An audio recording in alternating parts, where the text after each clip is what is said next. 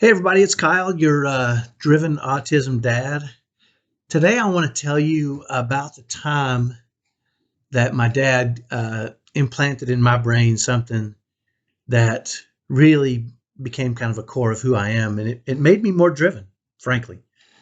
And it was when I was about, I don't know, 10 or 11 years old, and I just started really getting into basketball. Now, what you don't know is that I grew up in inner city Dallas in an area called Oak Cliff, which was, let's just call it multicultural.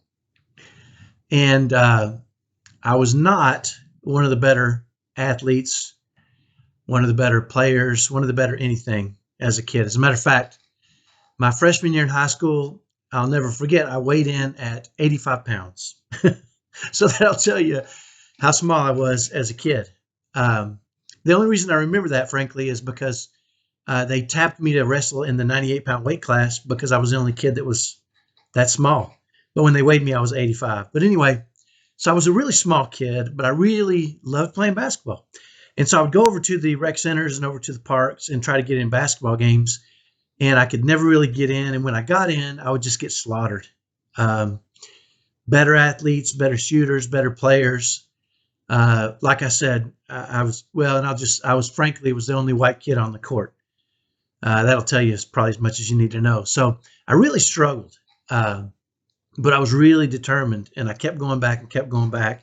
And every time I'd go back, I would get slaughtered on the court, sometimes into physical confrontations because I didn't like being small and I had an attitude. So I mixed it up plenty of times. And I remember one time I came home and I think I had a knot under my eye. I think I had taken an elbow in the game. And I was a little bit upset to a point where I was kind of had tears in my eyes. And I came in and I was all sweaty and hot and dirty. And my dad said, "Hey, what's going on?" And I said, and I laid out all the gory details, right, from my dad. I said, "You know what? I want to play basketball with these guys. I want to compete. But," and I told him everything, you know, "they don't want me on the court. When I get on the court, they slaughter me. I'm discouraged. I don't know what to do. I just don't, I don't know what to do." And my dad, he said to me, and I'll never forget it because I remember it kind of bore a hole into my little tiny soul at the time, right? He said, "Well, don't wish it was easier. Wish you were better." And here's the good thing about my dad. He always said it in a loving way. I never felt like he was attacking me or he was slamming me. I always felt like he loved me when he said this stuff. And when he said that, "Don't wish it were easier, wish you were better." I thought, it's not going to get easier. These guys aren't going to let me play. I'm going to have to be better. And I happen to have this you're going to laugh at this, but me and my brother had found a hoop, just the metal ring, and we had found a piece of plywood. So we had hammered the hoop to a piece of plywood that was big, and we stuck it on top of a chain link fence that was about 7 feet high. So it wasn't a real basketball hoop. It wasn't 10 feet. It was 7 feet high. And once we had hammered this hoop onto a backboard, I think the backboard was giant. We didn't know how to cut plywood. So it was probably, 5 feet across by 5 feet high. It was a giant backboard. And stuck it up on the top of this chain link fence. We had rigged it up on there somehow so that it would stay. And I would shoot on that thing. And I talked my mom into buying I want to say at the time, it was probably a 99-cent net to put on it.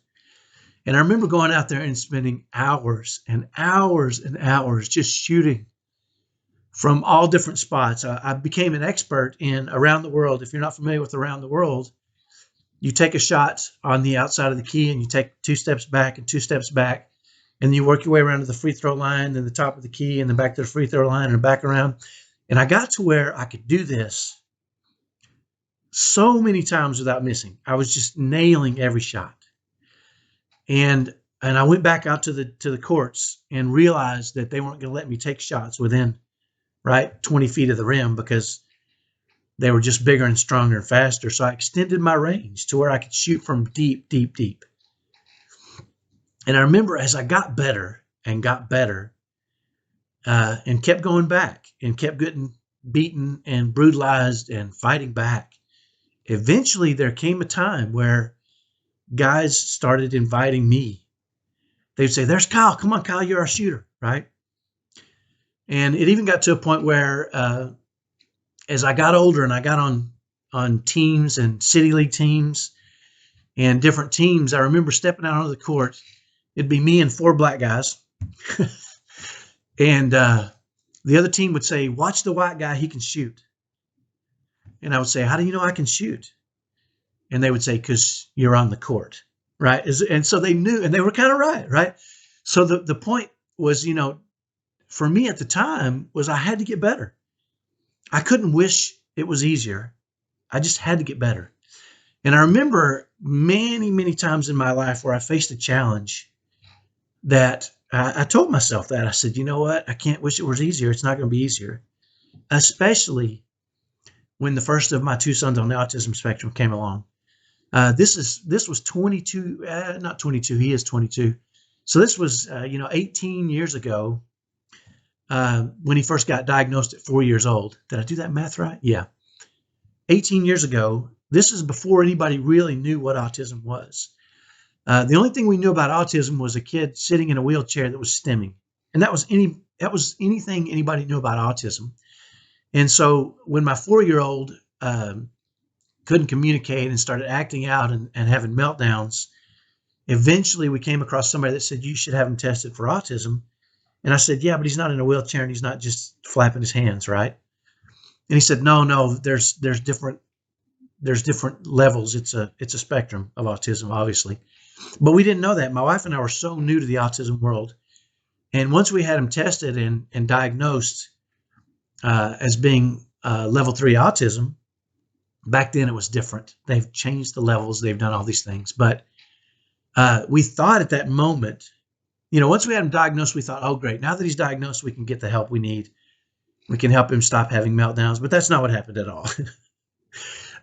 Just because you have a diagnosis and just because you have help from professionals and experts doesn't mean that it changes the dynamics of the way our kids act, right? And the meltdowns they have and the biting and the kicking and the fighting and the screaming and I've been through it all. So anyway, I remember facing this overwhelming stress in our home, my wife and I, and thinking, "Man, if we could just get him fixed." And then I kept remembering, don't wish it was easier. Wish you were better. So that's my message for you today is, listen, I know it's hard. I know there's difficulties, there's trials. It can cause stress between you and your spouse. It can cause stress between you and your typical kids, but you can't be wishing it were easier. You just have to get better. And that's what I did. I decided I'm not living like this anymore. I don't care if he has meltdowns the rest of his life. I'm not going to let it affect me that way. And so I created a program that allowed me to face it, stand up and face it, right? And do the right things and make the right adjustments for me. And we learned as a family how to learn to thrive in the chaos of raising our sons on the autism spectrum. And that's why now I think we have top 1% happy family. And until my wife passed away about a year ago, we had a top 1% happy marriage, even as we faced autism and the stressors that come with that on a daily basis. So that's my message for you today. Listen, don't wish it were easier. Wish you were better. And you can be better and you can manage this. I promise you. I've done it, and many, many families who I've worked with have been able to do it too. I'll give you a quick example. I worked with a family that is in Australia. I can't remember if it's Sydney or the other big city. But anyway, they had a son who was on the spectrum who was more high functioning. But he was still acting out in school, having some really big issues in school where he was getting kicked out on a consistent basis. And it was causing a lot of stress in their home, stress between the son and the mom, the son and the dad, the mom and the dad, and his sister.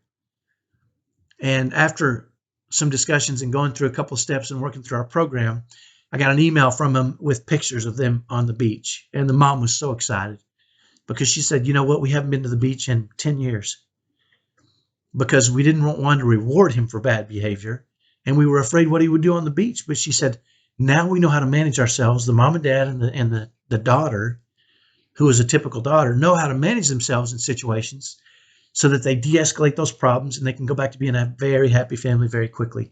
So if that's what you're interested in, reach out to me. I'd love to be helpful. And again, remember, the next time it gets hard, don't wish it were easier. Wish you were better.